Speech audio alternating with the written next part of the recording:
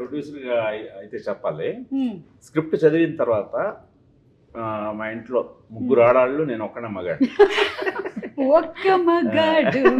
So my wife Ragini, ఈ నీలిమ, యుక్త, వీళ్ళు చదివిన తర్వాత చాలా సెన్సిబుల్ క్వశ్చన్స్ అడిగారు. ఓకే. మామూలు క్వశ్చన్ కాదు, అవి నిజంగా చాలా కథకి చాలా హెల్ప్ అయ్యాయి. అంటే ఒక్కనొక స్టేజ్లో అయితే మా నీలిమ ఫైట్ చేసింది, నువ్వు ఈ పాయింట్ ఇలా ఉంటే అసలు ఎందుకు వాడి కథ మనం చెప్పాలి, వాడి కథే మనం చెప్పడానికి లేదు. సో అని చాలా ఫైట్ చేసింది. ఫైట్ చేస్తే నేను ఆ పర్టిక్యులర్ ఆ పాయింట్, అది నిజంగా నాకు చాలా హెల్ప్ అయింది. అంటే ఒక గర్ల్ పర్స్పెక్టివ్లో తను చెప్పింది. మనం ఎంతైనా నేను అందులోకి వెళ్ళి రాస్తాను, బట్ వాళ్ళు అలా కాదు కదా. వాళ్ళు ఒక చదివిన వెంటనే ఇన్స్టింక్ట్గా వాళ్ళకి వచ్చిన ఫీలింగ్తో వాళ్ళు చాలా అబ్జెక్ట్ చేశారు. అంటే చాలా స్ట్రాంగ్గా ఉండాలి, అది సరిపోదు అని. సో అది నన్ను చాలా ఇన్స్పైర్ చేసి తిరిగి వీళ్ళ ముగ్గురిని కన్విన్స్ చేయడానికి నాకు ఇంకొక 3 months పడుతుంది. 3 months?